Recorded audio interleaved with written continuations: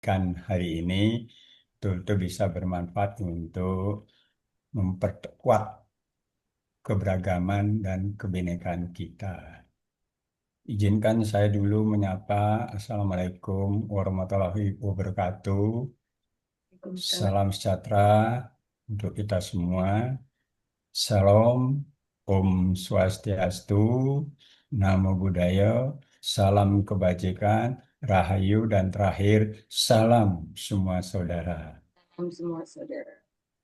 Bapak Ibu, para tokoh lintas, dan Bapak Ibu yang hadir, mungkin ada yang tadi pertama kali hadir dari Aceh. Saya lihat ini di kolom chat begitu ya.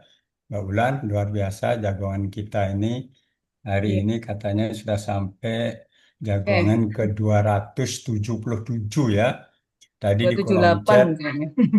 Oh, 78 ya, sampai hari ini ya, gitu. 278 kali luar biasa, kita sudah bisa memperkuat persatuan bangsa dan negara kita, begitu ya, di Amin, amin. kalangan para lintas, ya. Tadi yang dari Banda Aceh, saya sudah ya berikan sapaan itu, ucapan terima kasih atas kehadirannya itu. Mungkin Bapak siapa nanti bisa kita berbagi begitu ya. Ya mudah-mudahan jagoan hari ini dengan mengangkat tema bioekonomi sebagai pintu gerbang Ekologi, untuk Pak. keharmonisan. Ya, bioekologi, Ekologi. ya bioekologi untuk keharmonisan kita bersama perspektif agama Hindu. Kita hadirkan tokoh sentral agama Hindu itu adalah Profesor Insinyur Muhammad Sutantro PhD. Beliau adalah Sabawalaka Parisada Hindu Dharma Indonesia Pusat dan Paruman Walaka Parisada Hindu Dharma Provinsi Jawa Timur, juga Surabaya, dan sehari-harinya adalah guru besar senior di ITS. Baik, Bapak Ibu, para tokoh lintas dan pemerhati keberagaman dan kebinekaan, sebagaimana tadi saya sampaikan tema teoekologi, pintu gerbang menuju keharmonisan, ya. Ini adalah sangat tepat sekali, penting banget kita diskusikan pada jagongan kali ini karena hidup harmonis bersama lingkungan dan bersama makhluk hidup itu adalah memang dambaan dan idaman kita bersama. Oleh karena demikian, Pak Prof akan mengupas tuntas nanti bagaimana kajian spiritual, kajian ketuhanan kita terkait dengan hubungan makhluk hidup dan lingkungannya. Sehingga semua alam semesta beserta isinya, harapan kita mencapai keharmonisan. Bukan harmonis sesama manusia, bukan harmonis sesama makhluk hidup saja, tetapi juga harmonis dengan Tuhannya. Nanti bagaimana kiprah, resep, kemudian strategi kita untuk mengarah keharmonisan itu, nanti Pak Prof akan berbagi dan mari kita diskusikan bagaimana di kalangan para lintas memandang keharmonisan itu adalah sebagai pintu gerbang untuk peningkatan spiritual kita menuju persatuan dan kesatuan bangsa. Demikian kira-kira Bapak Ibu para tokoh dan pemerhati. Saya tidak berlama-lama. Silahkan Pak Prof, kita beri waktu sekitar 30 menit untuk menyampaikan pemantik tema hari ini. Agar nanti para tokoh bisa memberikan pandangan-pandangan di antara keyakinan-keyakinan kita yang berbeda, tetapi intinya memberikan nuansa satu kebersamaan kita. Indonesia merayakan perbedaan, selalu hadir di hadapan kita bersama setiap hari Senin. Teresan, silakan Pak Prof untuk memanfaatkan waktunya dengan baik. Ya, Silakan Pak terima Prof. kasih Pak Dewa. Kedengaran suaranya? Bagus, bagus Pak Prof. Oke, terima kasih. Assalamualaikum warahmatullahi wabarakatuh. Waalaikumsalam. Salam, salam sejahtera, Om Swastiastu, Om Namo Swastiastu. Buddhaya, Wede Tongtian, Rahayu, salam kebajikan, salam semua saudara. Salam semua saudara. Saya bisa share ini Pak Dewa? Mbak, Bisa Pak Prof. Langsung. udah bisa ya? Kok belum? Oh belum, Mbak Ulan. Bisa, bisa Bapak. Hmm? Bisa Prof. Sudah co-host Bapak. Bentar saya buka dulu ya. Ya, Tema sudah di kita ini adalah ekologi. Ekologi. Itu adalah teologi dan ekologi. Bentar, mengeluarkan itu. Sebagai pintu gerbang untuk bisa membangun kehidupan yang harmonis, yaitu keharmonisan semesta, kehidupan yang harmonis dengan segalanya, dengan seluruh ciptaan Tuhan. Bentar.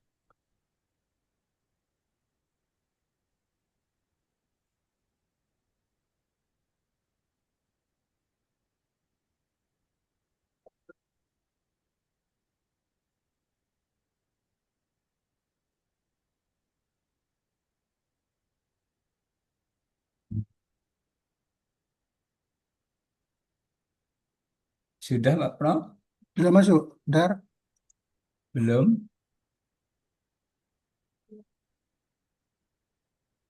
Sudah masuk pada waktu? Sudah. Ampun. Sudah diperbesar dulu. Bentar kok. Oke, slide Nah, show-nya Prof. kelihatan ya. Ini judul ini teoekologi, kalau diperpanjang teologi terkait dengan ketuhanan, paham tentang ketuhanan, dan alam semesta dan segala isinya. Kalau kita sadar bahwa penyatuan itu artinya kita bisa membuka pintu gerbang untuk menuju kehidupan yang harmonis secara keseluruhan. Gitu. Maka ini dinamakan keharmonisan semesta.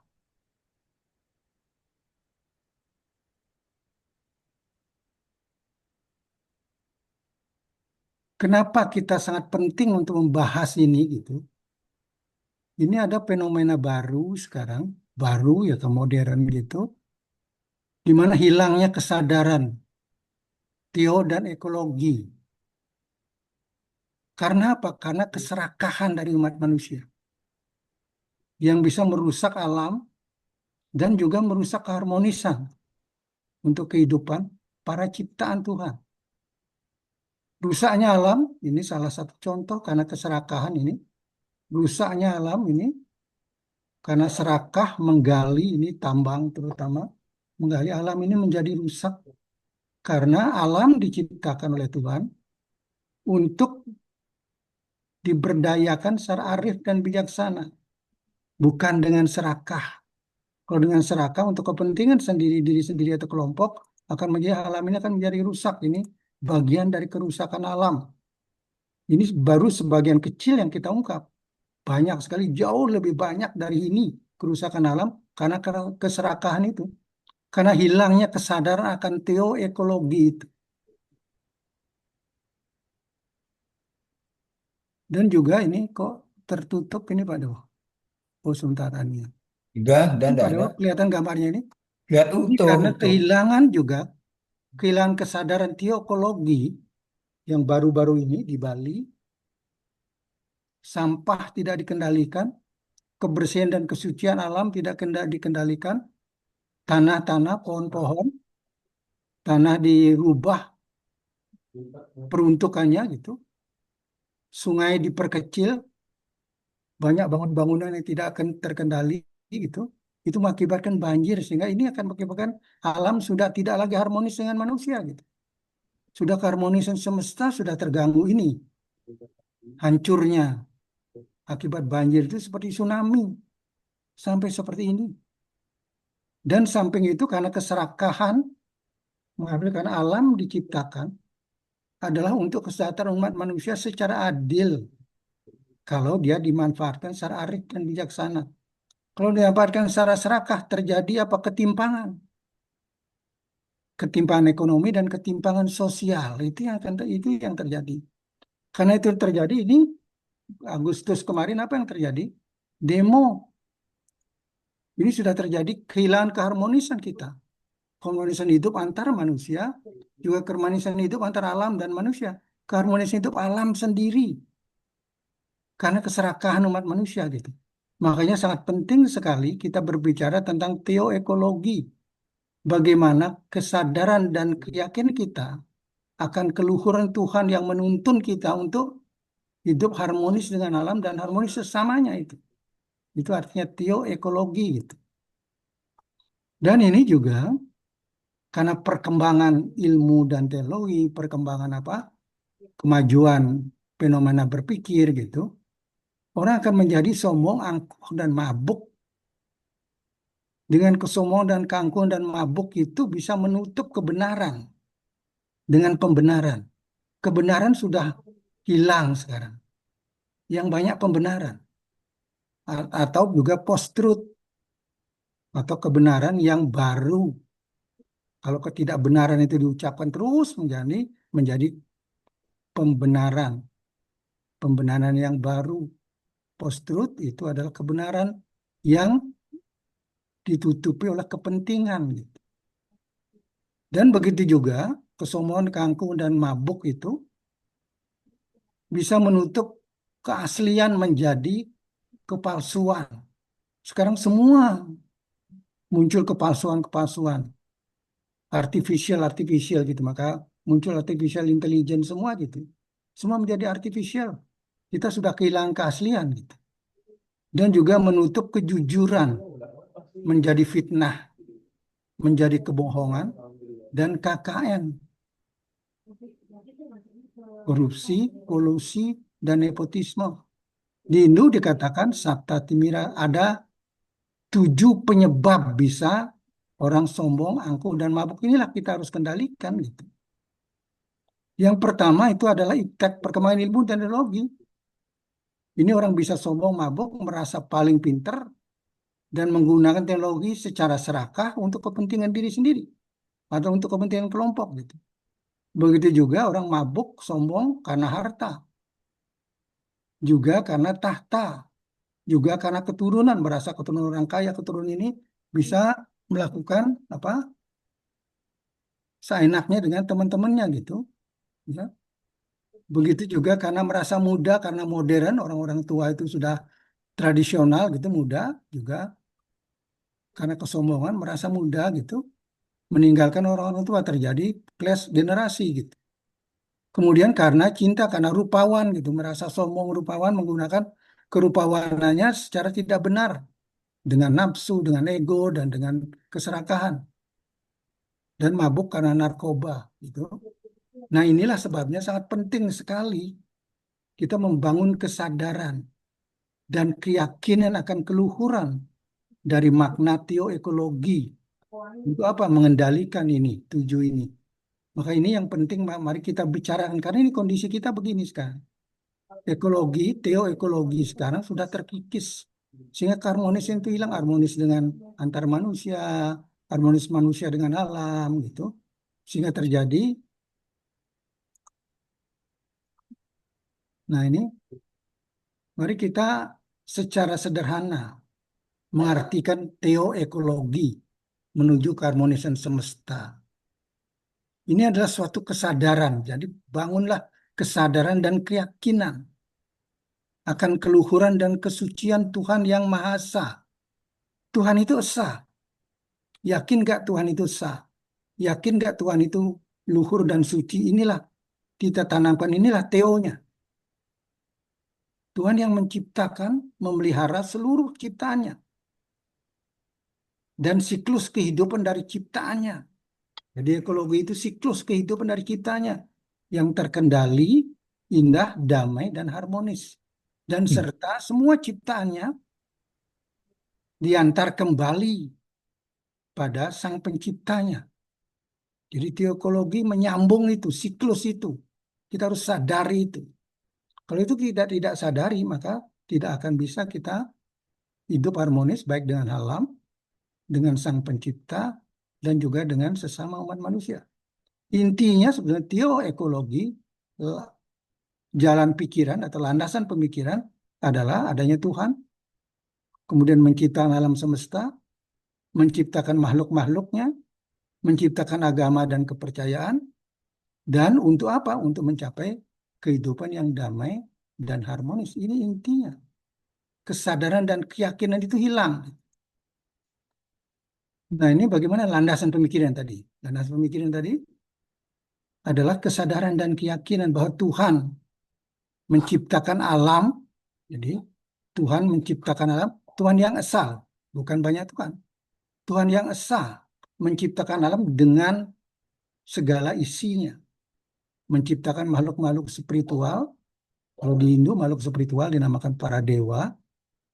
Dan makhluk-makhluk material, binatang, manusia yang terlihat. Serta menciptakan hukum kehidupan.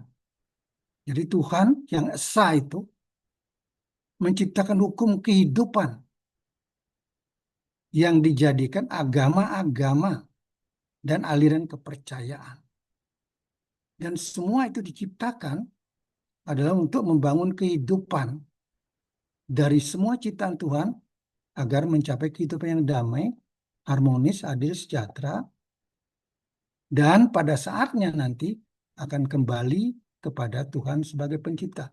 Ini sebagai kesadaran inilah harus kita bangkitkan, harus kita tanamkan. Keesaan Tuhan dan keluhuran dan kesucian Tuhan. Kalau kita sadari itu, maka baru kita bisa mengetuk pintu terbukanya, pintu gerbang untuk mencapai keharmonisan semesta.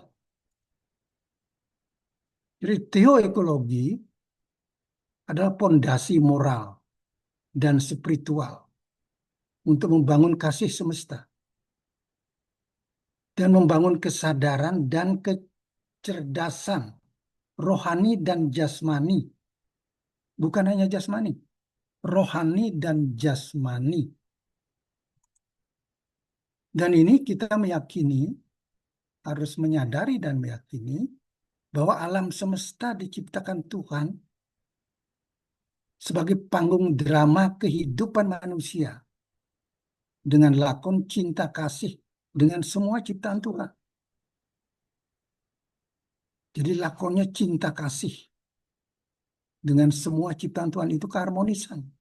Itu manusialah yang akan membangun keharmonisan itu. Dan teologi, ini teologi, filosofi tentang ketuhanan, itulah kesadaran keyakinan akan keberadaan dan keesaan Tuhan. Kita yakin Tuhan itu berada, apakah kita semua yakin bahwa Tuhan itu esa? Kalau kita tidak yakin Tuhan itu esa, maka tidak akan bisa membuka pintu keharmonisan semesta. Kalau kita menganggap Tuhan itu berbeda, kita punya Tuhan yang berbeda dengan yang lain, pasti kita tidak akan bisa mengetuk pintu dan membuka keharmonisan semesta. Kalau di Hindu dikatakan ekam sakti prabahuda wadanti. Tuhan itu hanya satu. Tapi orang arif bijaksana, orang suci menyebutnya dengan banyak nama. Tapi satu dengan banyak nama. Ya. Dan ini artinya apa? Tuhan tidak membutuhkan nama. Hanya manusia memberikan nama supaya mudah untuk mengingat. Dan mudah untuk menyebutkan, mengingat dan menyebutkan. Untuk memuja Tuhan. Tanpa kita tahu nama, mungkin sulit untuk memuja Tuhan. Yang membutuhkan itu nama itu manusia, bukan Tuhan. Tuhan tidak membutuhkan. Jadi Tuhan itu satu dengan namanya yang banyak. Di Bali dinamakan Indah Sang Yang Widi, di Jawa dimakan Gusti, apa namanya itu berbeda. Tapi Tuhan itu satu. Hakam Satwi Prabahuda Wadanti ini menanamkan apa? Kecerdasan dan kebijaksanaan kita. Untuk apa? Untuk tidak konflik karena perbedaan nama Tuhan. Kita sadar betul Tuhan itu satu, tapi diberi nama berbeda-beda dan dipuja dengan cara yang berbeda-beda. Tapi dengan perbedaan itu tidak harus menimbulkan konflik gitu. Inilah sebetulnya sebagai landasan Bhinneka Tunggal Ika Tanhana Dharma Mangruwa. Walaupun beda disebut Tuhan itu satu. Kesadaran ini yang sangat penting kita bangun. Inilah teonya, teologinya ini. Kalau kita tidak punya sadar ini, kita tidak sadar akan ini, kita tidak mempunyai kecerdasan rohani dan jasmani. Kita hanya mempunyai kecerdasan jasmani saja. Dan juga teologi kesadaran dan keyakinan akan kesucian dan keluhuran Tuhan yang esa itu. Kalau di konsepnya Hindu yang sederhana saja, yang pertama, yang paling utama, punya konsep 4 kemahasucian dan keluhuran Tuhan yang Maha Esa. Yang pertama, yakin akan keesaan Tuhan, keberadaan dan keesaan Tuhan. Yaitu yang pertama dari 4 kemahasucian dan kemahaluhuran Tuhan. Yang pertama adalah Maha Pencipta. Semua yang pernah ada, yang sedang ada, dan yang akan ada diciptakan oleh Tuhan yang satu, walaupun dengan nama yang berbeda. Diciptakan oleh Tuhan yang satu, yang di Hindu dinamakan Kriya Sakti. Yang kedua, Tuhan Maha Kuasa. Semua yang diciptakan Tuhan itu dikendalikan dan dikuasai Tuhan.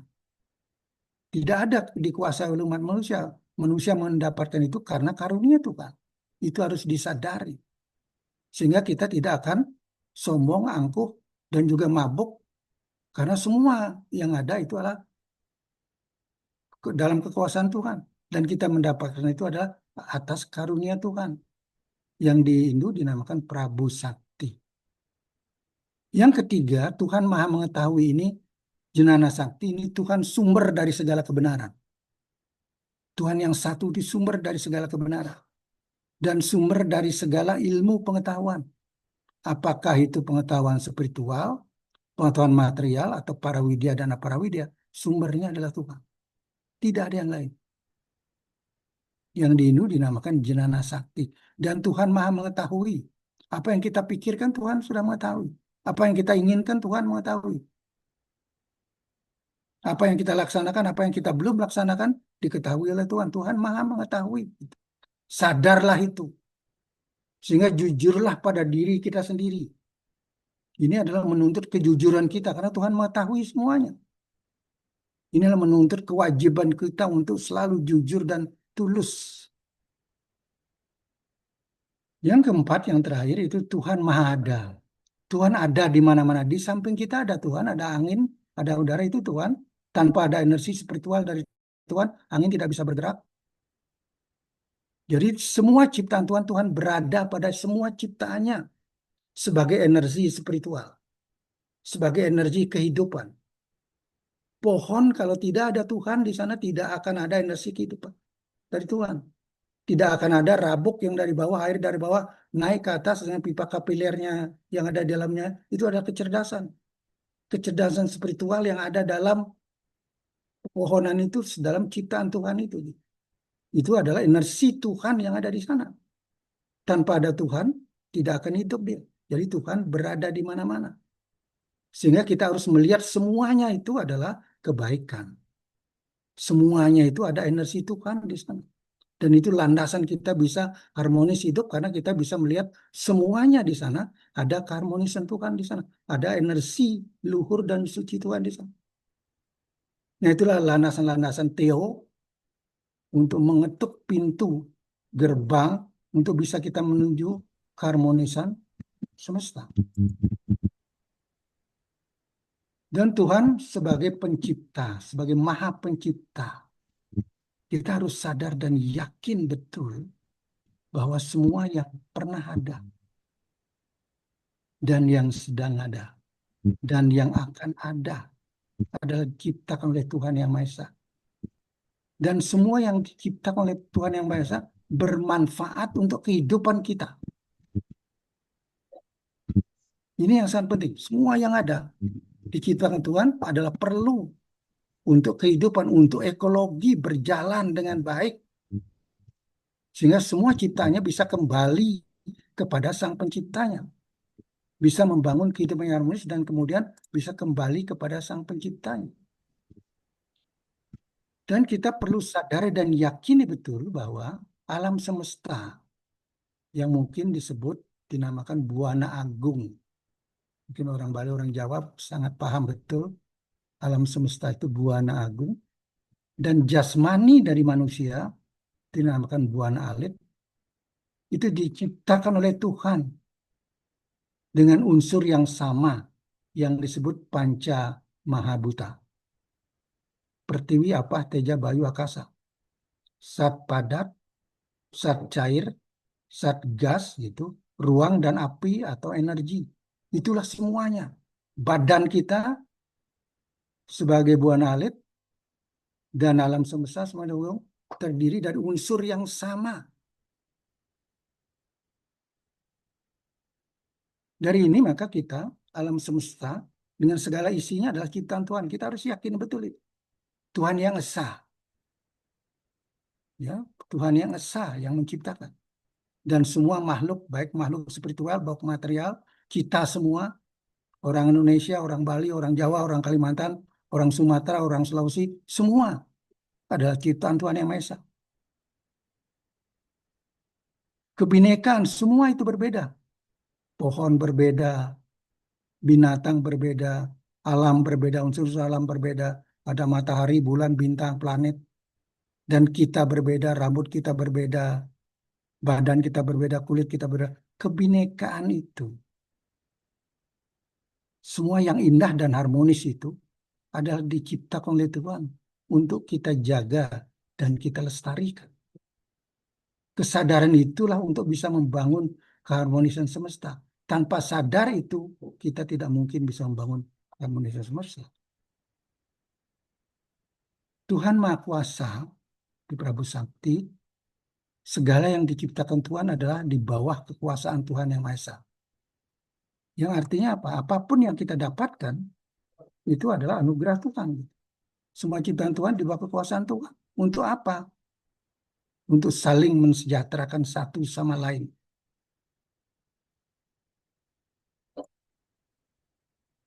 Dan segala yang dianugerahkan Tuhan kepada manusia, apa yang didapatkan oleh manusia, dari kerja kreatif dan inovatifnya, teknologi yang baru, segala macam apa yang didapatkan, itu adalah anugerah dari Tuhan, karena seizin Tuhan.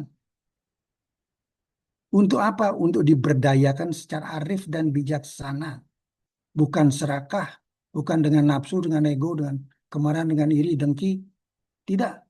Tapi diberdayakan secara aktif dan bijaksana, arif dan bijaksana. Untuk apa? Bisa membangun keharmonisan semesta. Segala sesuatu yang diperoleh manusia adalah anugerah Tuhan.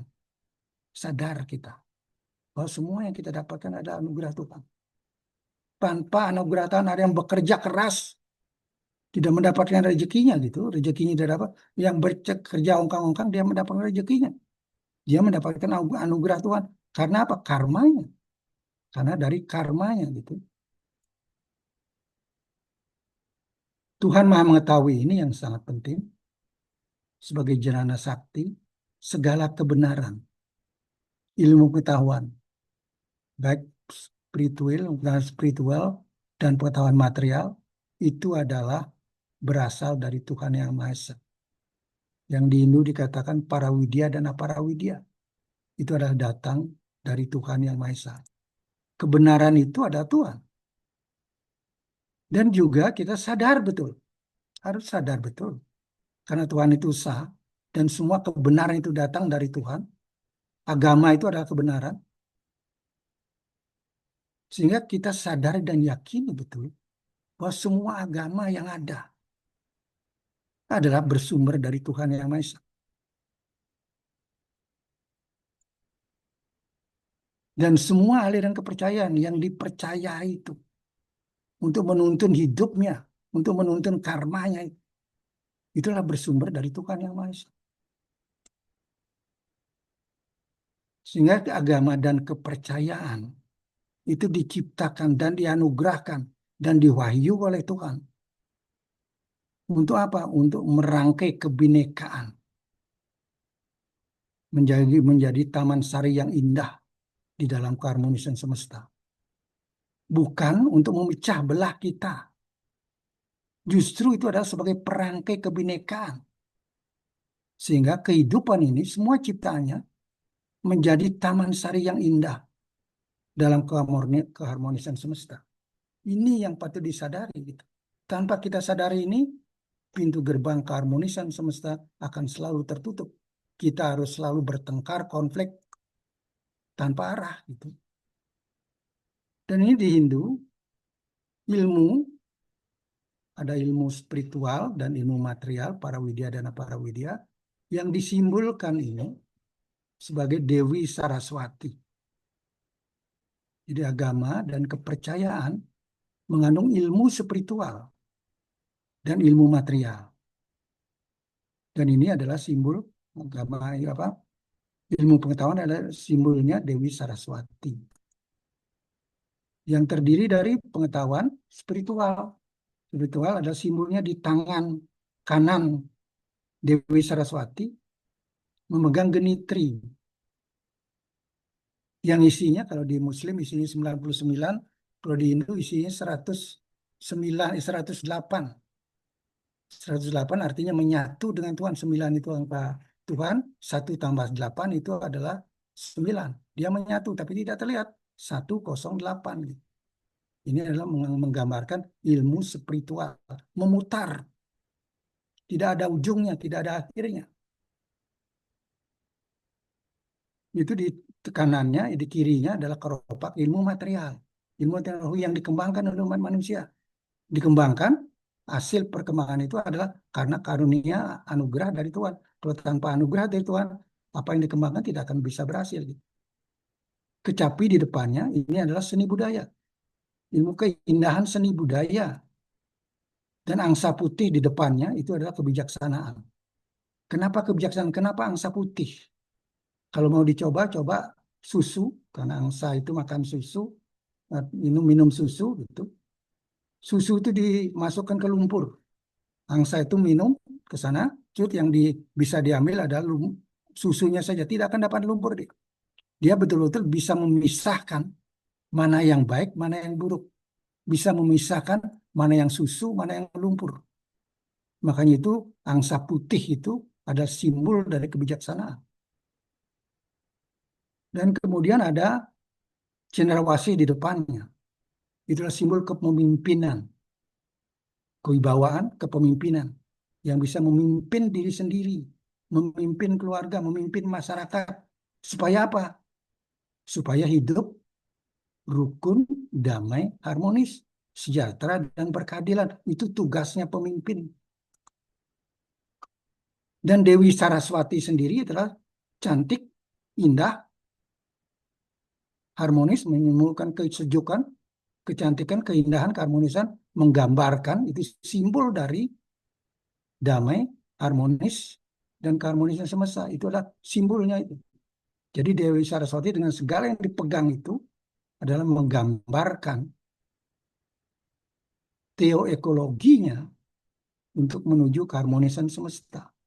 Jadi menyimpulkan para widya atau ilmu pengetahuan spiritual dan ilmu pengetahuan material yang terkandung di dalam agama-agama dan kepercayaan itu. Untuk apa? Untuk bisa membangun kecerdasan rohani dan jasmani dalam membangun kehidupan harmonis semesta. Simbol ilmu pengetahuan, segala ilmu pengetahuan, para widya itu di bawah kekuasaan Tuhan. Jadi harus kita sadari betul dan kita yakini bahwa keberhasilan kita sebagai manusia berkreasi. Banyak generasi-generasi baru ini sangat kreatif, inovatif, cerdas, kreatif, inovatif. Untuk apa? Mengembangkan ilmu dan teknologi. Ada yang berhasil dan tidak berhasil, dengan keras dia berhasil, dengan tidak keras sedikit juga bisa berhasil, keras juga tidak berhasil, bisa berhasil. Semua keberhasilan itu adalah karena anugerah Tuhan. Sadarlah. Kalau tidak berhasil, kenapa? Karena karma kita, karena perbuatan kita, karena kita tidak memahami Theo yang kita tidak pahami tadi. Gitu. Kita tidak sadar pada Theo tadi. Kita mengembangkan ilmu dan teknologi, teknologi untuk produksi sekarang banyak. Yang dulu produksi manual sekarang otomatis gitu, dikembangkan, merubah cara kita berpikir. Itu akan memberi kesombongan, keangkuhan, dan kemabukan kita. Itu yang patut dikendalikan. Kalau kita lupa teologi, kita akan mabuk, kita akan sombong dan angkuh karena itu. Kemudian ilmu transportasi. Ilmu informasi sekarang digunakan sekarang apa? Menipu, membuat hoax gitu ya. Membuat fitnah gitu. Padahal itu diciptakan, dianugerahkan oleh Tuhan. Untuk apa? Digunakan secara arif dan bijaksana untuk membangun keharmonisan semesta. Teknologi robotika sekarang maju sekali, robotika. Dan apalagi sekarang artificial intelligence. Orang yang sudah meninggal pun kita bangunkan gambarnya, dia berpidato, ngomong segala macam, bisa. Tapi semua itu bukan asli, artificial, palsu. Itu kebenaran-kebenaran yang baru. Dan semua itu adalah atas izin Tuhan. Dan tuntunan agama itu apa? Kita harus gunakan itu dengan arif dan bijaksana untuk keharmonisan semesta. Ini AI ini robot artificial intelligence, kita tidak tahu yang cewek itu apa orang apa enggak, itu robot, itu artificial intelligence. Dan ini menyiram sekarang sudah tidak ada, robot semua melakukan itu. Ini adalah sistem informasi, kita bisa mengetahui apa saja di sistem informasi, anunya informasi. Ini pesawat, ini mobil-mobil yang sangat mewah ini, nanti mobil terbang semua itu adalah digunakan untuk kehidupan, membangun kesejahteraan yang berkeadilan, sehingga kita bisa hidup damai dan harmonis dalam kebinekaan. Itu Tuhan menganugerahkan kreativitas, memudahkan kreasi dan inovasi, dan berhasil kita mencapai itu adalah untuk menjaga keharmonisan semesta, keharmonisan hidup antar semua ciptaan Tuhan. Tuhan Maha Ada, ini yang penting. Tuhan sebagai energi utama, energi spiritual dan sinar-sinar suci Tuhan menghidupi semuanya. Semua yang hidup adalah karena energi spiritual Tuhan, energi kehidupan Tuhan. Dan di semua itu ada percikan energi spiritual Tuhan di sana. Pada seluruh ciptaannya. Sehingga sadar, bahkan ada pada guru-guru spiritual menyatakan, lihatlah orang lain sebagai percikan Tuhan. Sehingga bukan melihat orang lain sebagai badannya, tapi lihatlah orang lain sebagai percikan Tuhan. Jadi ini yang pertama, kita perlu yakini bahwa kita adalah sang roh atau sang jiwa, atau dinamakan Atman, itu adalah sebagai energi spiritual Tuhan yang ada pada diri manusia. Itu adalah sebagai jati diri dari manusia. Itulah manusia yang sebenarnya. Kemudian jasmani, badan halus dan badan kasar ini, suksma dan stula sarira ini, itulah hanya sebagai wahana bagi sang jiwa, kendaraan bagi yang sang jiwa untuk hidup, untuk bisa berkarma. Berkarma baik untuk apa? Untuk membangun keharmonisan. Untuk membangun kehidupan yang moksardem jagatita. Artinya rukun, damai, harmonis, adil, dan sejahtera. Dan bisa kembali kepada Sangkan Paraning Dumadi. Kembali lagi kepada Sang Penciptanya. Itu kenapa jasmani itu diciptakan sebagai wahana dari sang jiwa untuk bisa kembali lagi. Karena dia sebagai energi spiritual Tuhan gitu. Kembali kepada Tuhan itu sendiri. Jadi sadar itu, kalau kita sadar itu, Kita melihat orang lain pasti kita melihat kebaikannya. Kita melihat atmannya, melihat rohnya. Artinya apa? Kita tidak bisa menyakiti yang lain gitu. Nah, ini baru kita bisa membangun atau mengetuk pintu, membuka pintu gerbang keharmonisan semesta. Ekologi ini untuk membuka keharmonisan semesta, mencapai keharmonisan semesta sebagai ilmu spiritual atau parawidya dan ilmu material aparawidya sebagai kecerdasan rohani dan jasmani. Ini untuk apa? Menjaga keteraturan. Keteraturan semua ciptanya. Bagaimana matahari berjalan, berputar pada sumbunya. Bagaimana bulan bergerak pada lintasannya. Bagaimana manusia jalan pada aturan dharmanya, aturan kebenaran. Gitu. Kedamaian dan juga keharmonisan. Keteraturan, kedamaian, dan kesejahteraan. Serta siklus kehidupan dari seluruh ciptaannya. Sehingga semua ciptaannya itu bila bisa hidup harmonis dan bisa kembali kepada Sang Penciptanya. Jadi tuntunan para dan apara widya serta kesadaran dan kecerdasan rohani dan jasmani itulah sebagai pintu gerbang itu. Kalau kita punya kesadaran dan kecerdasan rohani dan jasmani, kita pemahaman kita yang dalam tentang para dan apara widya, di sanalah ekonya. Sehingga kita bisa membangun kehidupan yang harmonis semesta atau kehidupan yang kalau di Hindu dikatakan moksardem jagatita. Nah, sekarang kita sudah mulai apa yang menuntun hidup menjadi hidup harmonis ini? Apa teoekologinya apa? Bagaimana kita bisa hidup harmonis? Di dalam Hindu dikatakan trihita karana, yaitu 3 keharmonisan hidup untuk mencapai kebahagiaan. Keharmonisan apa? Harmonis dengan Tuhan, dengan sesama manusia, dengan alam dan segala isinya. Jadi itu semua semesta, kita harus harmonis, itulah keharmonisan semesta itu.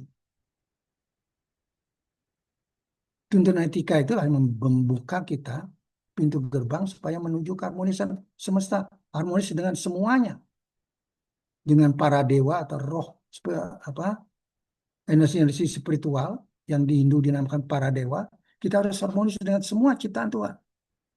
Itu adalah kita bisa hidup bahagia kalau kita bisa harmonis dengan seluruh ciptaan. Itulah keharmonisan semesta. Yang pertama kita harmonis dengan Tuhan, harmonis dengan sesama umat manusia, dan harmonis dengan alam semesta dan segala isinya dan juga segala kekayaannya. Dan sekarang bagaimana kita hidup harmonis dengan Tuhan?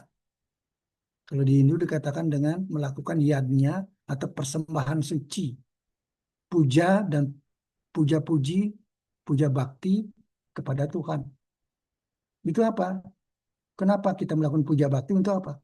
Untuk menyucikan jasmani dan rohani, lahir dan batin, untuk mengendalikan nafsu, ego, kemarahan, keserakahan, kebodohan, iri, dengki, dendam, kesombongan, keangkuhan, kemabukan, semua. Itu dikendalikan, menyucikan diri. Kalau sudah kita suci itu baru kita bisa harmonis dengan Tuhan. Yang juga sering disebut manunggaling, kaulo dan gusi. Kita harmonis dengan Tuhan. Sehingga sifat kita, budi pekerti kita luhur. Itu yang terjadi kalau kita bisa kita harmonis dengan Tuhan. Dengan kesucian jasmani dan rohani, maka energi spiritual yang ada pada diri kita, itu sang jati diri kita, roh atau atma, bisa manunggal dengan kesucian dan keluhuran Tuhan. Ini yang dinamakan manunggaling kaulolan gusti. Kita bisa sifat-sifat suci dan luhur. Itu manunggaling kaulolan gusti dalam kehidupan. Kita mempunyai sifat-sifat suci dan luhur sesuai dengan tuntunan dari agama dan kepercayaan. tuntunan dari Tuhan dengan kesadaran rohani dan jasmani kita. Bagaimana kita hidup sesama umat manusia? Kalau di Hindu bisa dikatakan Trikaya Parisuddha. Ini adalah integritas utama dari umat Hindu, yaitu satunya pikiran, perkataan, dan perbuatan dalam bingkai kebenaran. Bukan sekedar satu dalam kejelekan, bukan Trikaya Parisuddha. 3 hal yang membuat kita bahagia gitu. Pikiran, perkataan, dan perbuatan. Satunya pikiran, perkataan, dan perbuatan dalam bingkai kebenaran untuk mencapai kehidupan yang bahagia, rukun, damai, harmonis, adil, dan sejahtera. Atau disebut Moksardam Jagatita. Dan ingat dalam kebinekaan. Karena bineka itu adalah keindahan yang dianugerahkan Tuhan. Sehingga kita dituntut untuk selalu berpikir arif dan bijaksana. Selalu berucap santun dan menyejukkan hati sesama. Dan berbuat baik, berbuat adil, dan mensejahterakan sesama. Ini yang patut kita lakukan supaya kita bisa hidup harmonis sesama umat manusia. Kemudian hidup sesama umat manusia, harmonis dengan hidup sesama umat manusia, juga dikatakan di Hindu ada 5 tuntunan yang disebut Pancastiti Nitining Dharma. 5 cara untuk meniti Dharma itu. Satyam itu menegakkan kebenaran, selalu menegakkan kebenaran. Kemudian kedua kebajikan, ulas asih, tidak menyakiti siapapun, apapun, siapapun dan apapun. Sehingga pohon pun kita mau menebang pohon, mencabut pohon, kita minta izin dulu. Itu ada prosedurnya yang dituntun oleh Tuhan untuk kita minta izin supaya dianugerahkan oleh Tuhan kita bisa memotong pohon segala macam. Karena semua itu adalah atas kuasa Tuhan. Dan santi itu kita selalu menjaga kedamaian dan keharmonisan. Damai dalam hati kita. Kalau kita di dalam hati kita tidak damai, jangan mengharapkan damai di hati orang lain. Di hati kita damai, kemudian di perbuatan kita damai, kemudian di hati orang lain damai, maka kita semua damai. Maka kita selalu diakhiri dengan Om Santi, Santi, Santi. Damailah hatiku, damailah hatimu, dan damailah kita semua. Dan kemudian juga ini ada paham, kita sadar betul ini Tuhan menciptakan manusia dengan unsur utama ada 24 unsur yang intinya adalah sang Atman tadi atau Tat. Yang lainnya itu adalah wahana saja. Tadi wahana untuk apa? Berkarma. Sehingga kita diri sejati kita adalah Tat. Maka dikatakan Tatwamasi. Aku adalah sang Tat, kau adalah sang Tat. Maka kau dan aku adalah sama. Kalau kita sudah yakini bahwa kita sama dari unsur yang sama, ada roh, ada tat, ada jasmani halus dan jasmani kasar dibuat dari unsur yang sama. Kalau begitu kita yakin betul kita sama. Kalau kita sama, inilah dasar kita untuk membangun kehidupan yang harmonis. Dan yang kedua, ini cocok dengan apa? Salam kita. Kita semua bersaudara. Salam semua saudara. Wasudewa Kutumbakam. Ini artinya kita yakin betul. Karena kita diciptakan oleh Tuhan yang satu walaupun namanya berbeda. Karena diciptakan oleh Tuhan yang satu maka kita yakin dan sadar dan yakin betul kita adalah bersaudara. Dan tidak boleh menyakiti. Dan kita harus saling asah, saling asih, saling asuh. Dan juga hidup untuk harmonis dengan sesama, itu dengan kebenaran. Kita kebenaran meliwat wacana, lewat berdialog, lewat seni budaya, kemudian lewat dengan pengendalian diri, ada yang melakukan meditasi, yoga, segala macam, dan lewat kehidupan di masyarakat yang santih gitu, yang damai. Dan juga satyam, siwam, dan sundaram. Ini 3 hal ini yang sangat penting, yang selalu kita tanamkan. Satyam adalah kebenaran. Kita sadar dan yakin betul pada kebenaran, pada Theo tadi. Dan untuk menegakkan kebenaran itu, hati kita harus suci. Harus kita bersih. Melaksanakan kebenaran dengan hati yang suci. Hati yang bersih. Pikiran yang arif dan bijaksana. Tulus dan jujur. Ini. Mencari kejujuran. Saya ketemu orang yang paling jujur kemarin. Kita rapat di Jakarta. Ketemu orang yang paling jujur. Itu karena namanya. Nyoman jujur. Jadi mungkin inginnya orang tuanya supaya dia jujur. Betul-betul memang dia jujur gitu. Dia kerja di BPPT sebagai peneliti dengan teman. Yang ketiga, Sundaram. Kalau kita laksanakan kebenaran itu dengan hati yang suci, arif, bijaksana, tulus, dan jujur, maka kita akan mencapai keindahan. Kehidupan yang indah, rukun, damai, dan harmonis.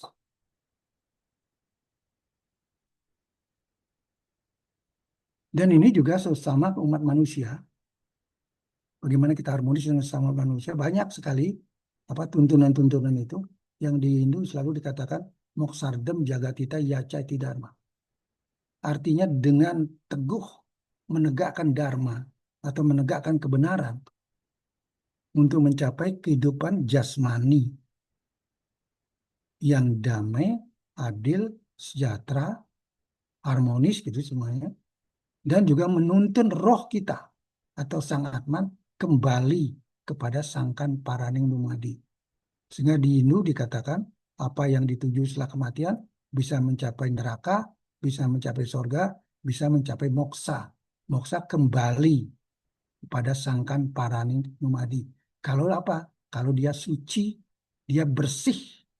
Kemudian sehingga atmannya tidak lagi terikat oleh duniawi. Kalau dia sudah tidak terikat, bisa dia kembali energi-energi spiritual yang ada pada dirinya sang atman kembali kepada sang pencipta.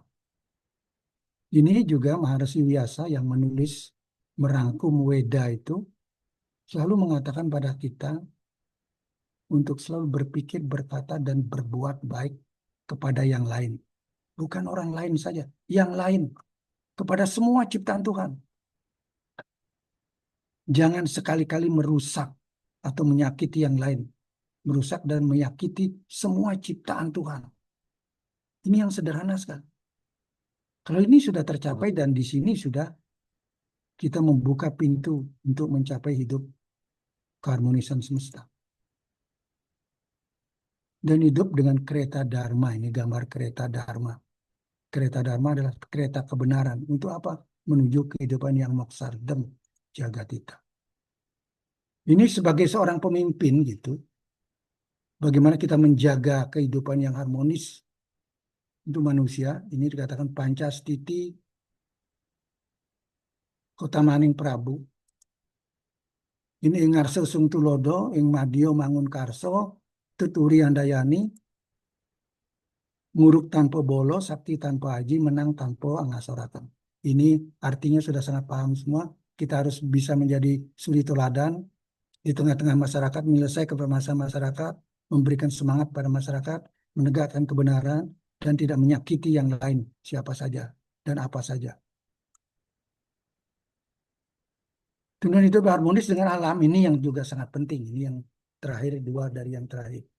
Adalah 6 tuntunan kita.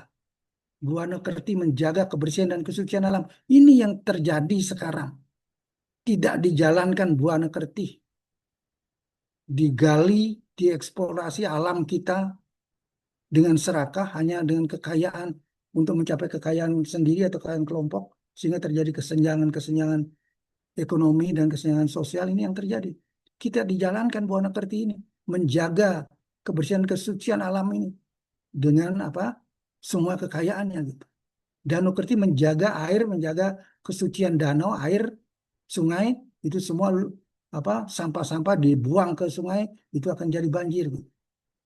Wanakerti alam, pohon-pohonan itu tidak dilestarikan. Tidak ada yang menahan air itu, sehingga terjadi banjir. Segara Kerti, ini bagaimana menunjukkan laut itu sumber dari kehidupan kita, ikan segala macam sumber dari kehidupan kita. Kalau itu kotor, maka ikan itu menjadi kotor dan sumber-sumber makan yang ada di tepi-tepi pantai akan menjadi kotor juga. Jana Kerti itu kita hidup harmonis dengan para binatang yang diciptakan oleh alam semesta. Sekarang enggak, binatang kita tembakin semua. Burung dulu untuk membantu kita, untuk mengingatkan kita. Kalau ada burung gagak datang, pasti ada nanti yang ya apa masalah yang datang gitu. Kalau pagi-pagi ada burung burung berbunyi gitu membangunkan kita. Itu semuanya ada sekarang sudah ditembak tidak ada lagi gitu. Padahal itu semuanya itu adalah membantu kita untuk harmonis secara semesta. Jana kertih itu sudah atma kertih itu adalah para makhluk makhluk spiritual kita juga harus hidup harmonis dengan makhluk-makhluk spiritual gitu. Yang terakhir ini Om Sarwo Sukinah Bawantu, semoga semua berbahagia. Sebelum saya akhiri ini karena Mbak Ulan selalu memberikan apa pantun, maka saya punya tutup dengan pantun buah semangka, buah manggis, jangan dicampur dengan tape. Jika Cakep. mau hidup harmonis, jika mau hidup damai dan harmonis, ikutilah jagongan IMP. Luar biasa. Salam semua. Eh, Salam semua saudara. Luar biasa. Keren pantunnya, Pak. Keren Ya, pantunnya. Mbak kalah dengan Mbak Ulan. Mbak Ulan, bikin pantun Mbak Ulan.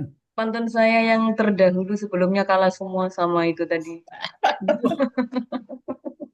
Saya belum nyari pantun ini, nanti tak pikir-pikir pantun Hmm. dulu. Sambil mengawal beliau-beliau ini yang nanti ini. Mbak Ulan, jangan lupa Mbak Ulan di chat terus begitu ya. Baik, Pak Prof, sampun Pak Prof. Ampun, ampun Sampun, ditutup dengan baik pantun. Pak Prof. Terima kasih, Matur Sukumo, luar biasa. Bapak Ibu, para tokoh lintas dan pemerhati keberagaman dan kebinekaan kita. Mari kita rayakan perbedaan ini. Berbeda tetapi kita satu semuanya. Tadi Pak Prof sudah banyak menyampaikan begitu ya. Bagaimana keharmonisan kita terancam. Kita sekarang berada di tengah-tengah ketidaknyamanan, begitu kira-kira Pak Prof ya. Jadi irisan yang terakhirnya berada di dalam ketidaknyamanan. Ketidakharmonisan lagi terancam karena Pak Prof tadi nyampaikan banyak. Kenapa terancam ketidakharmonisan ini? Yang pertama itu adalah karena saking serakahnya kehidupan kita gitu ya kita hadapi. Kemudian kesombongan menyebar di mana-mana, kemudian angkuh ya dan kemabukan. Nah, fenomena yang fakta dan nyata ini mari kita mulai mengendalikan diri, membangun kesadaran teoekonomi yang disebutkan oleh Pak Prof itu adalah kesadaran Tuhan. Kalau kita yakin betul, percaya betul kemahakuasaan Tuhan, kita tentunya akan mengurungkan niat kita untuk berbuat yang tidak harmonis, membuat yang tidak nyaman. Sehingga kesadaran, keyakinan, dan kebenaran hakiki tetap kita tegakkan atas nama keesaan Tuhan. Sehingga bisa membuka pintu keharmonisan bersama di alam semesta.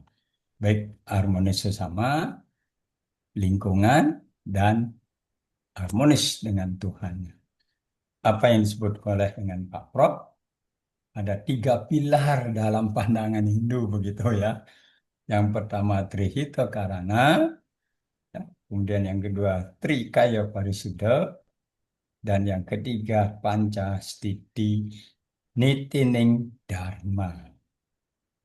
Kemudian direfleksikan ke dalam kehidupan perilaku kita sehari, Tatwamasi, kemudian Wasaudewa Kutumbaka, kemudian Saddharma, dan selalu menegakkan Satyam Siwam Sundaram.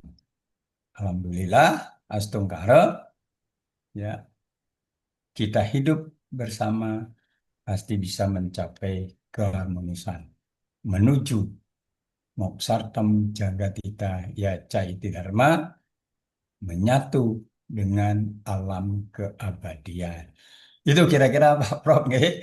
Nanti kita tinggal menunggu bagaimana pandangan masing-masing para tokoh, Bapak Ibu semuanya, para tokoh dan para pemerhati keberagaman ini. Kita bagi dua sesi. Yang pertama kita serahkan dulu pada para penanggap masing-masing lintas keyakinan. Kemudian yang kedua baru nanti para audien bisa memberikan pertanyaannya atau masukan pandangan melalui kolom chat juga boleh, begitu nggih. Silakan para Bapak Ibu, para penanggap pertama, kira-kira siapa yang sudah berada di kolom chat? Saya panggil yang pertama dulu eh, dari Penghayat, Pak Januari Haryanto barangkali nggih. Pak Januari, Pak Januari, Januri. Pak Ya, Januari, ya, Januari siap, Haryanto, Penghayat siap. ya. Iya, Rahayu Bapak, monggo. Silakan Pak Sebentar. Januari Ya. Haryanto nggih. Ini saya enggak on cam bisa ya, soalnya Ya, Sinyalnya airnya lagi reuni di atas ini. ya. boleh, Baik. boleh. Iya. Terima kasih waktu yang telah diberikan. Salam semua saudara. Salam semua Salam semua saudara. saudara. Ya, ini aku kehabisan kata-kata ya, wis diborong sama Prof Sutanto. Iya, Banyak Pak Januri. iya. Jadi Masih ada celah. iya, untungnya saya kok melipir-melipir nemu celah gitu loh. Ya, Oh ya, pasti ada celah, harus Pak. ada, nggih, harus masuk. Monggo, monggo, monggo. Ya, ya. Jadi kalau di dalam wewarah kami itu terletak kepada mana yang baku dan mana yang seperlunya. Nah, yang baku itu adalah kita harus mengetahui tujuan hidup. Ini yang baku. Ya. Apa sih tujuan hidup itu? Nah, yang perlu atau seperlunya itu hanya terletak pada syaratnya hidup. Selama kita masih berada di dunia ini. Dan terjadinya kerusakan alam itu ya karena ulahnya manusia itu sendiri. Karena hanya mengedepankan yang seperlunya saja, melupakan yang baku. Nah, yang baku itu seperti apa? Yang baku itu adalah mengerti arti dari tujuan hidup. Karena di dalam wewarah kami, manusia tercipta di dunia ini adalah mempunyai tujuan hidup agar bisa pulang ke asalnya. Pulang ke asalnya dan ngajal ke alam mula bukanya. Jadi bukan hanya sekedar pulang. Di dalam wewarah kami ada ngajal. Bisa pulang dan bisa ngajal. Yang pulang itu apanya, yang ngajal itu apanya. Nah, yang pulang itu adalah hidupnya. Yang pulang itu adalah hidupnya. Yang ngajal apanya? Yang ngajal adalah amal perbuatan atau kemelekatannya itu harus ngajal. Seperti yang disampaikan oleh Prof Sutanto tadi. Itu di bahasa kami bisa pulang dan ngajar. Oleh karena manusia itu memiliki pemberian dasar dan sifat. Dasarnya kurang, sifatnya murka. Sehingga lupa yang menjadi tujuan hidup. Lupa. Sehingga yang seperlunya itu dianggap yang baku itu dianggap yang seperlunya. Karena dasarnya murka sifatnya kurang. Tidak bisa dimatikan, tidak bisa dihilangkan, bisanya dikendalikan. Dasarnya, sifatnya itu bisanya dikendalikan. Bila murka, murkalah kepada ilmu pengetahuan, yang mana bisa menjaga kelestarian lingkungan alamnya. Kuranglah pada ilmu pengetahuan yang menuntun dan bermanfaat untuk khalayak ramai. Nah, karena semua itu hilangnya hilangnya kesadaran yang seperti apa? Hilangnya kesadaran bahwa dirinya adalah umat atau titah manusia, yang mana di dalam penampilan sehari-harinya yang muncul bukan sifatnya manusia. Di dalam ajaran kami mengenal 4 jenis sifat golongan. Sifat jenis golongan hidup manusia, jin atau bangsa halus, hewan, dan benda. Nah, di antara sifat-sifat jenis ini yang sering muncul saat ini adalah jenis sifat hidup 3 golongan. Jin, setan, atau makhluk halus. Bisa dilihat dari tindakan dan ucapannya. Jahil, drengki, iri, serai, itu adalah sifat jin. Siang dan malam selalu memikirkan harta benda, jika perlu membusungkan perutnya sak gede-gedene. Nah, itu di dalam bahasa yang kita kenal adalah matre, timbul kekejamannya, sehingga menambang, memotong hutan saenake udele dhewe, kan begitu. Nah, sifat hewan itu walaupun satu golongan satu kandang, itu selalu menampakkan taringnya dan selalu menimbulkan kebuasannya. Tidak mau mengerti kepada kerepotan dan kesusahan orang lain. Saat ini yang muncul itu. Kalau sifat manusia tidak seperti itu. Sifat manusia itu adalah presentasi dari sifat-sifatnya Tuhan yang Maha Welas dan Maha Asih. Dalam bahasa Jawanya, lembah manah sarwo sareh larah lirih luruh. Artinya, rendah hati, serba bersahaja, segala sesuatunya dilakukan dengan akal pikiran yang sehat dan tidak merugikan orang lain. Apabila sifat-sifat jenis hidup manusia ini selalu timbul, pasti akan terjadi kedamaian.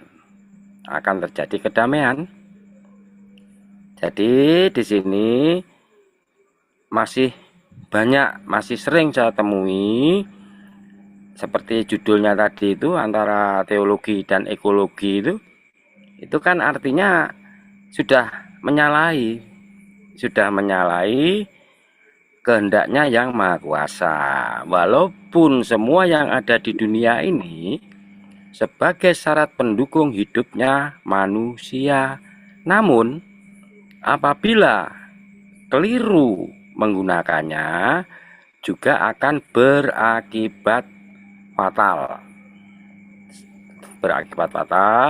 Sekarang aja sudah kebalik-balik, musim kemarau jadi musim hujan jadi kemarau. Aku ngantek bingung, arep mepe kasur ya bingung. Iya, ya. Sekian dulu apa yang saya sampaikan, karena waktunya saya lihat sudah mepet banget ini tadi. Ya. Terima kasih. Salam semua saudara. Waktu saya kembalikan. Terima kasih. Salam semua saudara. Luar biasa Pak Januri ya, dari tokoh pengayat. Saya tidak ulas lagi, ini waktunya mepet sekali, nanti para audien biar ada yang mengajukan pertanyaan-pertanyaan yang lain begitu ya. Baik, saya lanjut ke tokoh Konghucu yang sudah ada di monitor. Ibu Dr. Ewan Liang Kaspe. Bapak ya, Bapak Dr. Ewan Liang Kaspe. Silakan, Bapak Liang Ibu, Kaspe.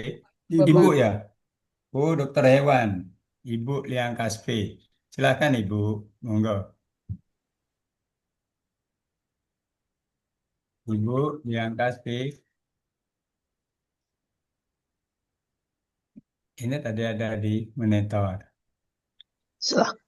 Selamat malam, salam semua Nah, saudara. salam salam semua saudara. saudara. Terima kasih atas waktu yang diberikan. Di Baik. dalam agama Konghucu itu ada sebuah Ibu. sebuah ayat yang Ya, mana ya.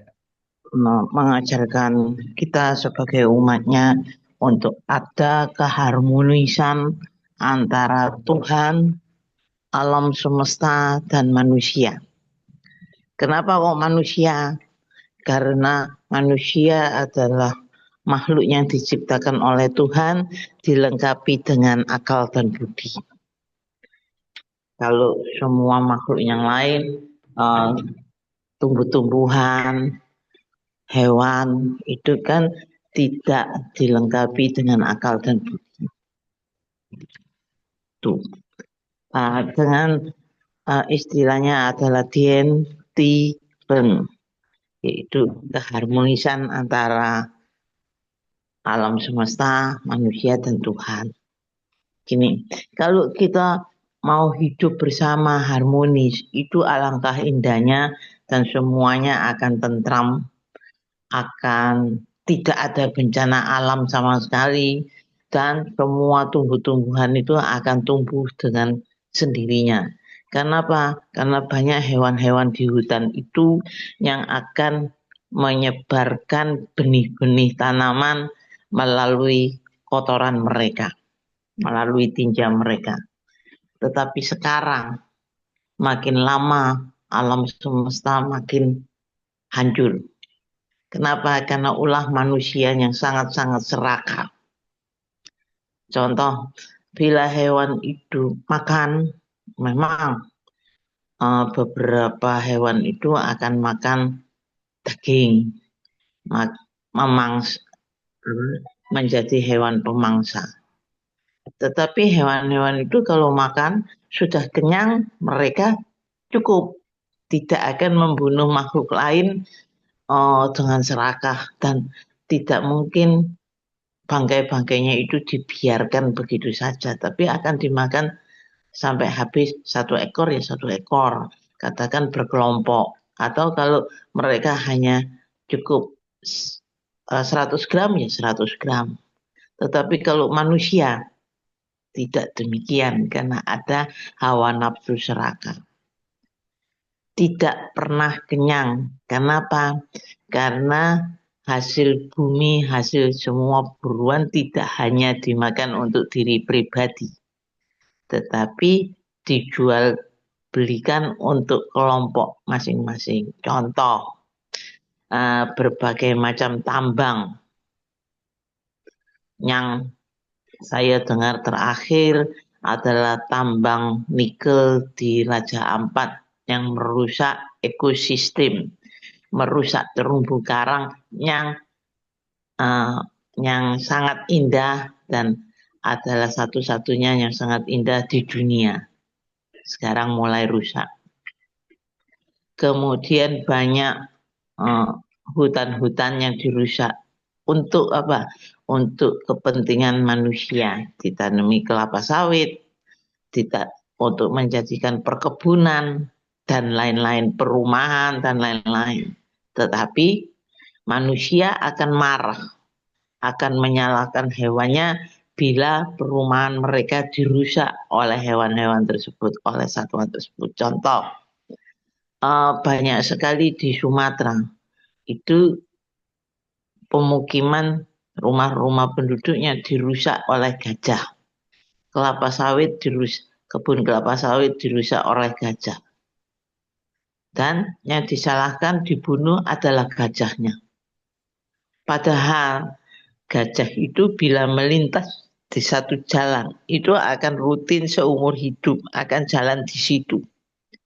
Karena itu jalan mereka, itu rumah mereka. Tapi mereka disalahkan, gajahnya disalahkan oleh manusia. Padahal manusia yang merampas hutan, merampas rumah mereka. Itu skala di hutan. Kalau skala yang di perkotaan, yang di perkotaan adalah banjir di mana-mana. Kenapa? Karena sampahnya menyumbat aliran sungai.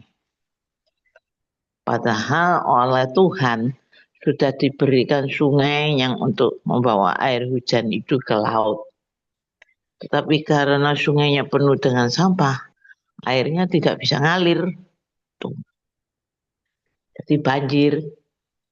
Nah, ya ini ulah manusia. Makanya menurut agama Konghucu sebaiknya manusia itu tahu diri, tidak serakah, dan harmonis, hidup harmonis dengan alam, dengan Tuhan dan dengan alam.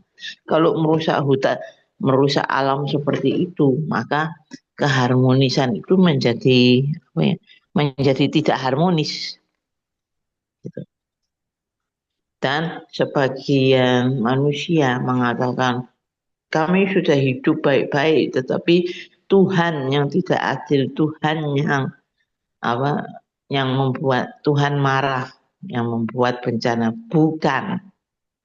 Sebetulnya manusia yang berbuat ulah sendiri sehingga merusak hutan dan sebagainya.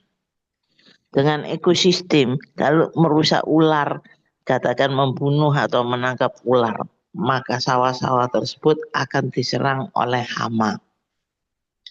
Tikus akan merajalela karena tidak ada musuhnya. Dan demikian juga burung. Dibunuh burungnya karena hobi menembak. Di Surabaya, saya hidup di Surabaya, tinggal di Surabaya. Beberapa waktu yang lalu, banyak pemuda-pemuda iseng yang kalau maghrib, kalau sore, membawa senapan angin. Mereka menembak burung-burung yang sudah mulai tidur di pohon-pohon. Bukan untuk dimakan, tetapi sekedar hobi.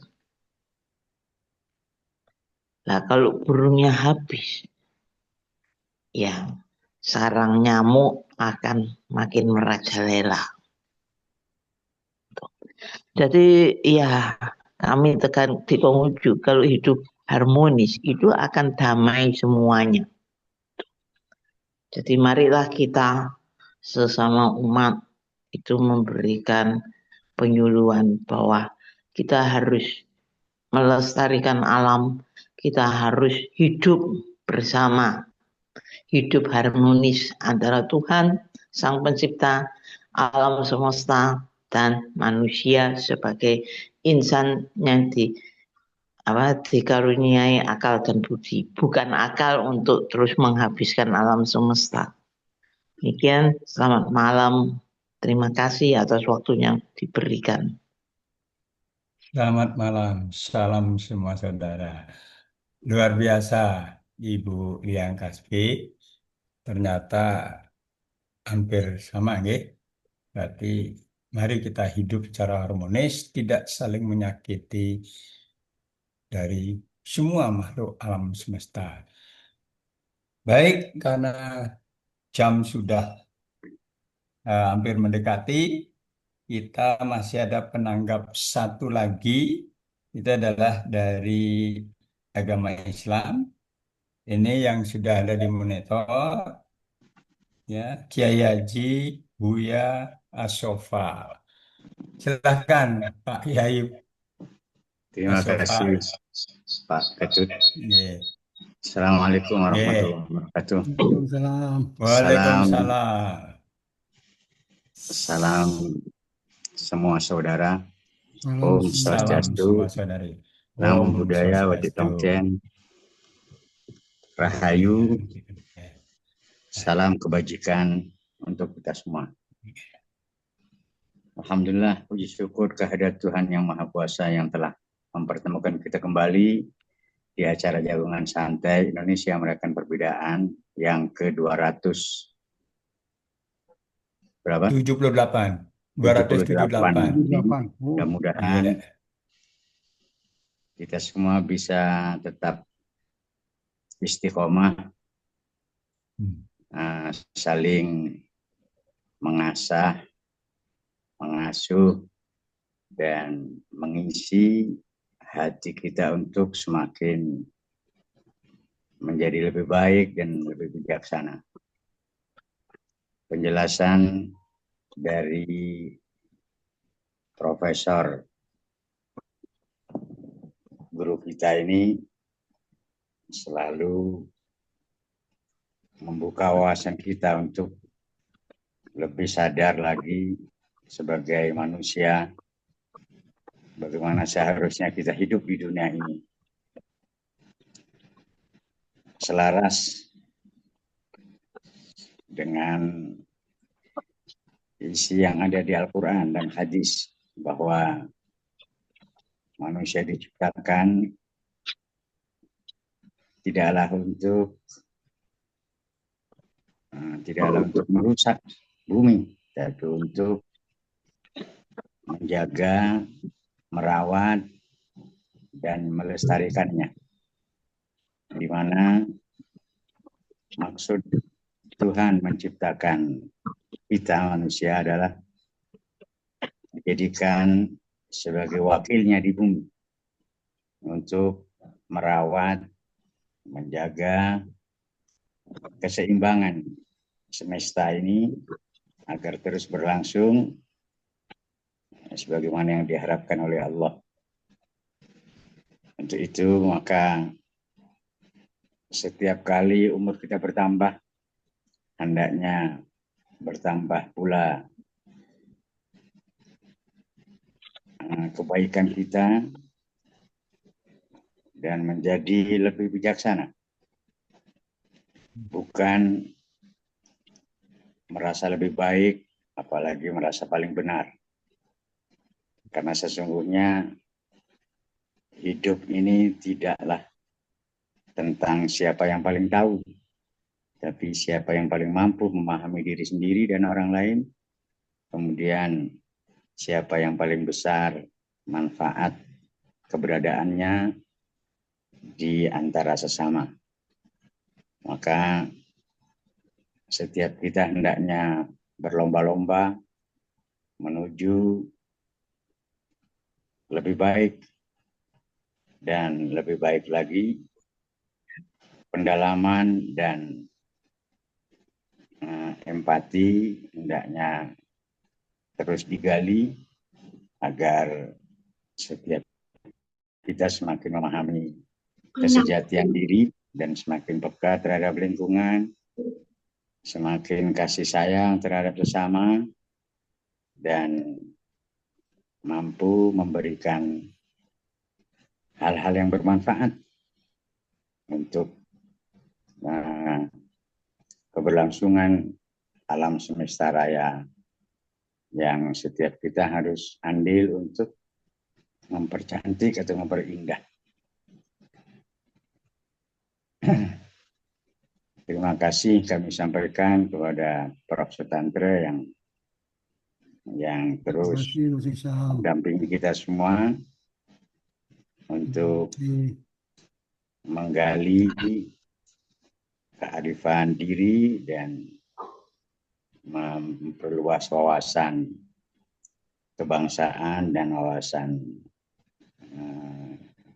kesadaran kita sebagai manusia, citra Tuhan yang hendaknya memberikan hal-hal yang menjadi cermin sifat ketuhanan, di mana ketika mengasihi, pure mengasihi tanpa pilih kasih, ketika memberi, menolong, tidak ada pamrih, tidak ada maksud apa-apa selain menolong, alias keikhlasan, ketulusan, dan kebijaksanaan lah yang membuat seseorang bernilai, bermakna di hadapan Tuhan dan manusia. Demikian yang bisa saya sampaikan. Kurang lebihnya mohon maaf. Wassalamualaikum warahmatullahi wabarakatuh. Waalaikumsalam. Matur nuwun, terima kasih. Luar biasa Pak Yai. Wejangan-wejangannya, pandangan-pandangan tentang keharmonisan hidup sesama di antara kita. Nggih. Ya, terima kasih. Ya, Pak Yai. Ya, kita lanjut jagongan online.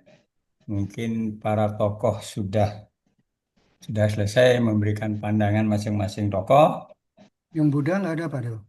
Buddha nggak ada, biasanya dia. Pak Bante nggak ada, Pak Jusi juga nggak ada, Pak Andri juga nggak ada, gitu nggak apa-apa. Karena ini sudah jam 9 gitu Pak Yai, nggih. Kita lanjut Pak Yai, nggih, untuk para audiens sekarang gitu, nggih. Baik, Bapak Ibu, para tokoh dan pemerhati keberagaman, silahkan kira-kira siapa yang mengajukan tanggapannya, pandangan, bahkan ya mungkin saran-saran begitu. Silahkan. Di chat Ada nggak ada. kira-kira? Di chat nggak ada Pak Dewa. Di chat nggak ada ini ya. Nggak ada ya. Oh, ini ada satu pandangan. Ya, ada satu di chat ya. Di chat, Pandangan. Kalau pandangan nggak perlu. ya, ya Pak Nggih. Ya, di chat nggak ada ini. Dan ini Bapak Sohibul Saya tadi Anwar. ada salam. Nggih, silahkan. Ada kira-kira Bapak Ibu? Iya, sepertinya Bapak Sohibul Anwar di chat tadi bertanya kapan ada waktunya untuk Yang dari Aceh ya Mbak? Dari Aceh ya Mbak Ulan? bukan. Mungkin Rumah, bisa raise hand Bapak Sohibul Anwar. Beliau Pak tadi Sohibul bertanya kapan Anwar. waktunya bertanya ini. Iya, tapi saya lihat kolom chat belum ada. Atau ini tadi ada yang baru pertama kali gabung di IMP, Pak Mbak Ulan. Ini Bu Rumaida Ida dari Aceh, dari Banda Aceh. Oh, ini Masih ada di monitor. Nah ini ada Bu Berikan Rumaida. kesempatan komentar. Berikan kesempatan. Silakan Ibu. Ibu selamat datang di IMP. Di Jagongan Online, Ibu Ida dari Aceh jauh-jauh. Mari kita berbagi begitu. Bu Rawaida, salam kenal Bu Rawaida. Kita setiap Senin ada Jagongan Online. Nggih. Selamat malam, terima kasih sudah Oke, selamat ya, datang di MP. ya sangat mencerahkan. Terima kasih. Ya monggo, silakan. Ada pertanyaan, ada masukan barangkali, ada pandangan Ibu? Iya, dari hasil yang disampaikan tadi, ini sesuatu yang baru ya bagi saya. Walaupun beberapa bulan yang lalu kita di sini juga bersama teman-teman Katolik mencoba mengembangkan Betul. juga konsep-konsep Laudato Si. Nah, lalu di Islamnya ada rahmatan lil alamin yang dimanai rahmat bagi semua alam. Jadi tadi konsep Ya. mengimbangi harmonisasi dengan alam itu sangat sangat punya nilai-nilai yang selaras ya lintas iman, dan ini menurut saya satu hal yang penting kita gaungkan untuk menyelamatkan bumi ini akan supaya lebih baik ke depan ya. Dan kita bisa hidup damai dengan alam. Itu terima kasih Bapak, saya sudah di add di dalam Oke. grup ini. Terima kasih. Semoga nanti kalau ada kesempatan yang lain bisa join lagi. Terima kasih banyak untuk Ya. kesempatannya. Terima kasih. Terima kasih Bu Rawaida. Selamat datang ya sekali lagi. Minggu depan hari Senin saya harapkan juga hadir begitu. Bahkan sekali-kali bisa jadi narasumber mungkin begitu dari Katolik ya. Itu berbeda ya. Baik Bapak Ibu semuanya, Pak Prof, Mbak Ulan ini masih ada di kolom chat yang bertanya begitu. Saya bacakan saja nggih. Bagaimana cara menanggapi orang yang berbeda pendapat dan keyakinan dalam agama? Dan bahkan ada yang merendahkan agama sesama ataupun beda agama. Dan itu sampai saling memusuhi, hujat menghujat di antara agama. Paham Pak Prof? Itu pertanyaannya, Ya, Ya. Silakan Pak Prof, mungkin Pak Prof ya, aja yang terima memberikan kasih. tanggapan. Pertanyaan yang bagus, lalu Bagus. pertanyaan seperti itu. Iya. Memang kita tugas kita semua sebagai apa tokoh-tokoh agama, gitu. Para agama pasti punya rohaniawan gitu.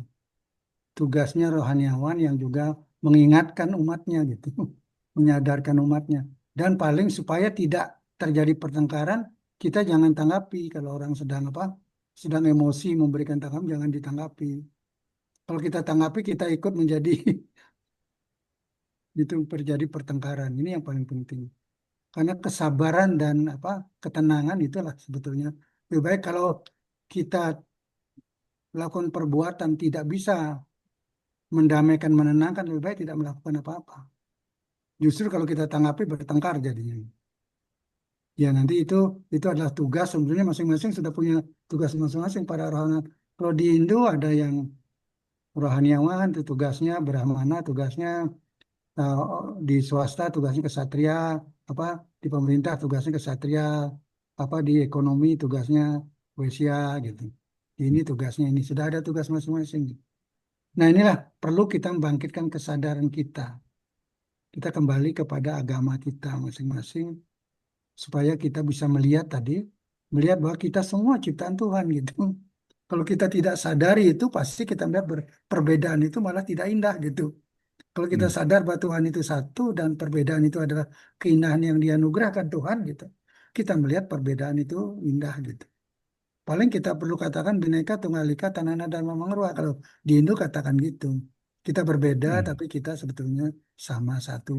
Dengan santun dan sejuk kita katakan gitu. Kalau kita tidak santun tadi kan cerita karena kan kita berpikir arif bijaksana, berbicara santun dan menyejukkan hati gitu. Kemudian kita berbuat baik dan mensejahterakan yang lain. Itulah tugas kita gitu. Selama kita berbicara itu, kita lakukan. Kalau kita berbicara nanti menyakiti yang lain, jangan kita lakukan itu gitu. Ini yang sangat penting. Kesadaran itu. Mari kita semua di IMP ini gitu. Kalau kita mau Hmm. harmonis dan sadar, kita ikut di sini dengan menanamkan kesadaran kita gitu. Kesadaran kita akan teo tadi dan ekologi tadi gitu. Teologi dan ekologi. Tahan kita pada Tuhan, sadar kita pada Tuhan, sadar pada alam semesta dan segala isinya harus harmonis gitu. Ini yang sangat penting. Mungkin itu pada Bang. Oke, Kita menjaga terima hati kita itu kasih. yang penting gitu. Ya, terima kasih Pak Prof. Begitu Pak Soebul Anwar. Eh, kita yang penting dituntut untuk kesadaran. Jangan ikut-ikutan kalau memang ya melihat teman kita yang berbeda, melihat teman kita bertengkar dan sebagainya. Gitu kira-kira inti dari Pak Prof. Mari kita tetap menegakkan keharmonisan. Begitu. Itu Pak Saiful. Mungkin ada yang lainnya di kolom chat, Mbak Ulan ada nggak? Ya, Dari saya juga habis ya. ada ini. Oh ini, ada ini. Hmm? Ada ya?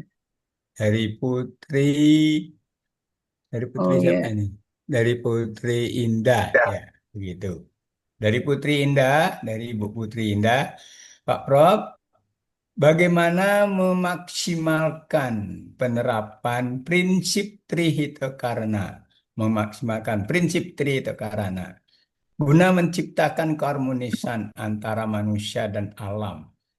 Karena pada fakta di lapangan, baik dari golongan otoritas atau pemerintah jauh dari sifat Pancastikti Darmaning Prabu yang secara tidak langsung memberi dampak juga pada keseimbangan alam dan masyarakat. Kira-kira gimana Pak Prof? Iya, Ini pertanyaan yang memaksimalkan tri memang semua kita karena semua kita ingin itu, bagaimana kita menjalankan Trita Karana. Ya intinya pondasinya kesadaran kita, kesadaran dan kecerdasan rohani dan jasmani kita. Tapi kita ingin pemimpin kita ya, kita harus memilih pemimpin gitu ya nanti. Pemimpin kita harus milih seperti tadi. Pancas, Cici, Kota Maning, Prabu. Kita harus bisa memilih itu. Kalau kita memilih pemimpin yang memberikan kita uang, ya itu jadinya gitu. Milih eh, pemimpin yang tidak kita tahu karakternya, ya itu jadinya gitu. Makanya apa yang kita lakukan itu karma kita akan mendapatkan hasil perbuatan kita. Semua kita memilih pemimpin adalah hasil perbuatan kita kok.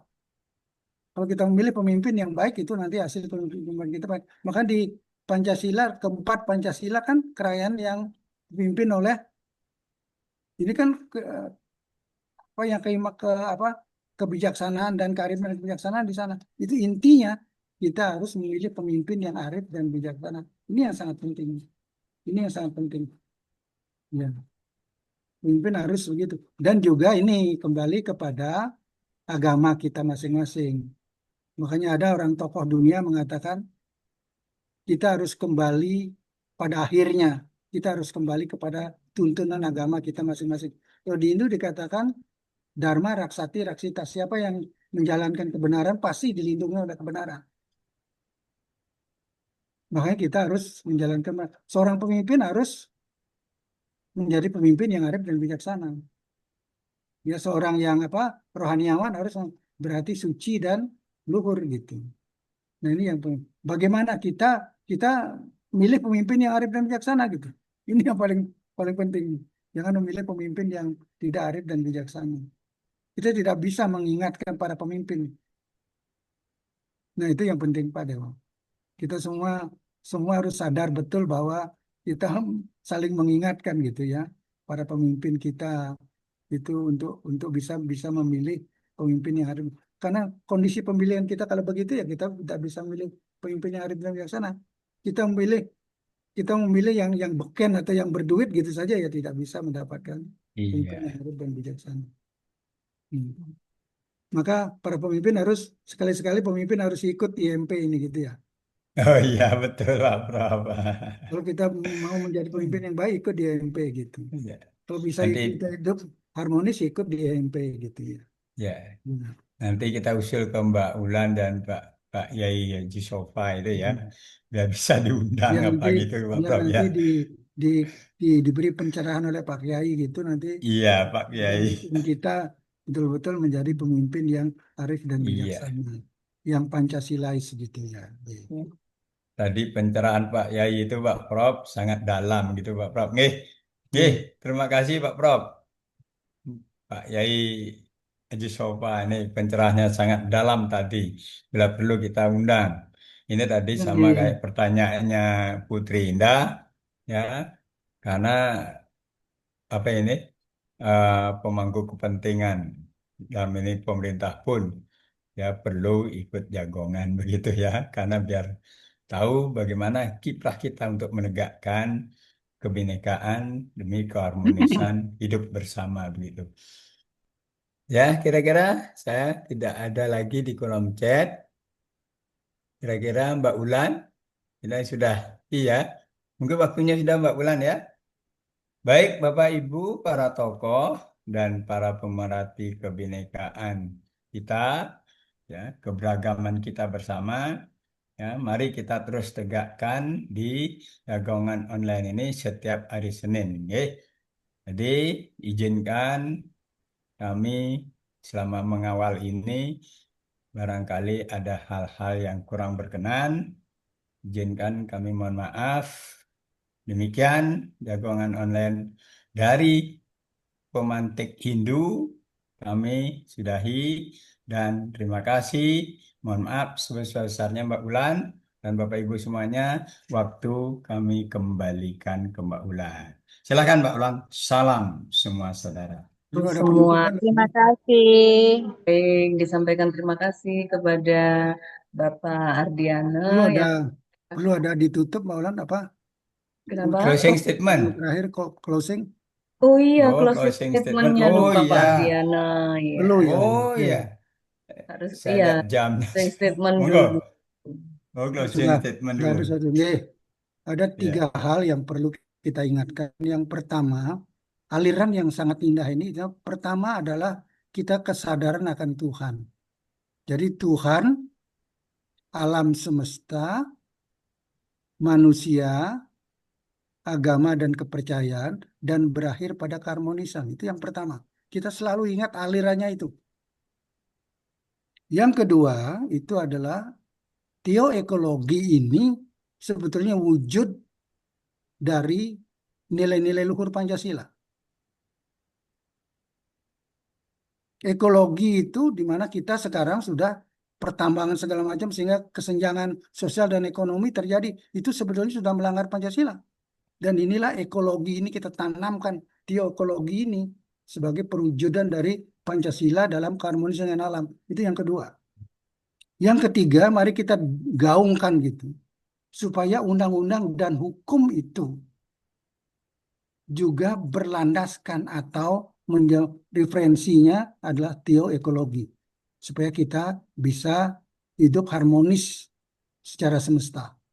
Sekarang hukum kita dan undang-undang kita kan tidak memperhatikan teoekologi, itu disarankan di sana. Supaya kita betul-betul ke depan, betul-betul bisa membangun kehidupan yang harmonis dan keharmonisan yang bersifat semesta. Bukan itu, Pak Dewo, itu Pak Ulan. 3 hal itu Oke. yang kita lakukan. Ke depan kita harus melakukan itu dan dimulai dari IMP gitu. Ya, kalau kita IMP melakukan seperti itu, kita akan sebagai terdepan itu menjalankan teoekologi itu. Ya. Karena Pak Menteri sekarang di mana-mana pidatonya ekoteologi, Lingkungan. Iya. ekoteologi. Ya Pak Menteri kan sebelum Pak Menteri jadi menteri kan kita berdialog di sana di mana Iya. di pesantrennya Gus Nizam gitu. Dan Iya. beliau sekarang di mana-mana berbicara ekoteologi. Ya, Ikuti. terima kasih Pak Dewo. Ya. Oke, terima kasih Pak Prof. Luar biasa. Closing statementnya sudah memberikan prinsip dasar di dalam membangun keharmonisan. Ya, saya tidak panjang lagi, Mbak Ulan.